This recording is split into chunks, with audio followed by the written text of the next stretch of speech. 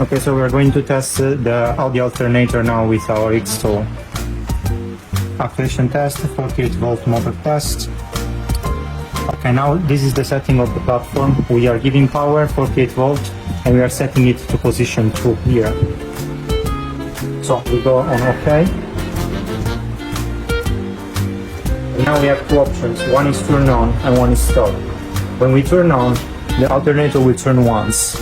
If we press it multiple times, it will keep turning faster and faster. In the case of emergency or any reason, we just press on stop. It's very important to set up the alternator in the right position, otherwise it can be dangerous. So let's try to make it turn on.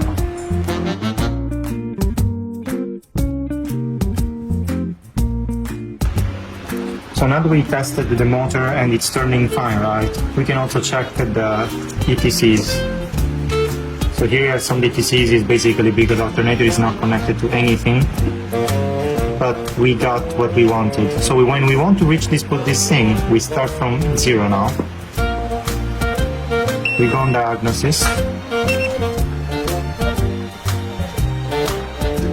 And then we select component test. Okay. And this is our only option here, 48 volt motor test, and this is the only one which is available, is this one from AUDI, so it's easy to find it. So the platform, if we need to make diagnostic, we need to set it on the position 2 here. If, for example, we press it, we put it in position 0, right, then diagnostic will not work, as you can see here.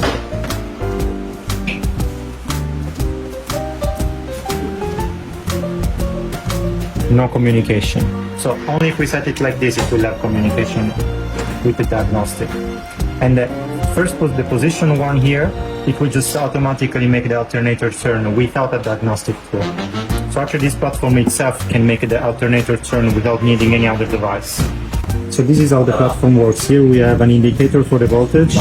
Here we have one switch to turn on power and turn it off. And here we have another switch.